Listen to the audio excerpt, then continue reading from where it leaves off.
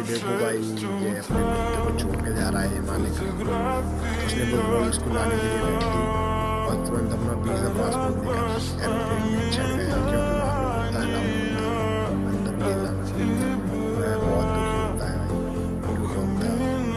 वो उसकी तरफ देखता है, बहुत उदास होता है कि उसका मालिक उसको छोड़ देता है। उसको भी दुख होता है। कुत्ता वहाँ पे वो याद आता है, वह उसको रोकने के लिए बहुत कोशिश करता है। वो बेचारा प्लेन को रोक नहीं पाता है और वो चला जाता है।